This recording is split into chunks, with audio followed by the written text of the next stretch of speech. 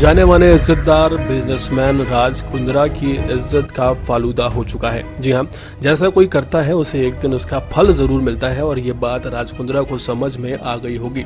आपको बता दें, भोले सी शक्ल वाले और बहुत ही डिसेंट दिखने वाले राज कुंद्रा इतनी घिनौनी हरकत कर सकते हैं, ये किसी ने सोचा भी नहीं होगा।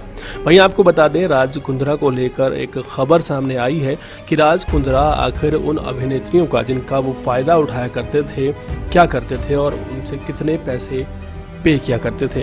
जी हाँ, एक अभिनेत्री ने खुलासा करते हुए ये बात बताई है कि एक फिल्म के लिए अभिनेत्री को कितने पैसे दिए जाते थे।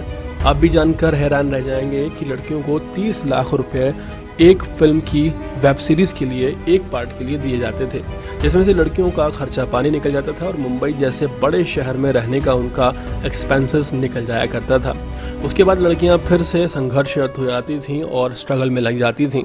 वाली एक बड़ी बात सामने आई है कि इस तरह से लड़कियों को ज़बरन उन्हें बताया जाता था कि वो मुंबई जैसे शहर में सरवाइव नहीं कर पाएंगी और सरवाइव करने के लिए जो पैसे चाहिए उसके एवज में अगर वो एक वेब सीरीज़ करती हैं तो उन्हें 30 लाख रुपए मिलेंगे। और एक बार करने के बाद फिर वो अभिनेत्रियां ये सोचती थीं कि 30 लाख रुपए कोई छोटी रकम नहीं होती और 3-4 वेब सीरीज़ और कर लेनी चाहिए।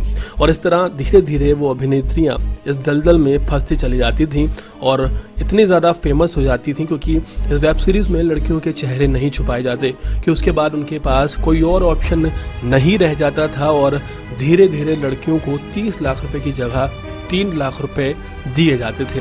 फिर उनके पास कोई ऑप्शन नहीं बचता था। एक बड़ा खुलासा एक अभिनेत्री ने किया है, जिसने बताया है कि पहले उसे 30 लाख रुपए दिए जाते थे और जब वो इस बात की आदी हो गई और जब उसके पास कोई और काम नहीं बचा, कोई और चारा नहीं बचा, तो फिर उसकी फ़ीस को 3 लाख रुपए कर दिया गया, जो कि बहुत कम थी, लेकिन उसके पास और कोई ऑप्शन नहीं बचा था। तो कुछ इस तरह से राज कुंद्रा मासूम अभिनेत्रियों का फ़ायदा उठाता था और अपना धंधा चलाता था।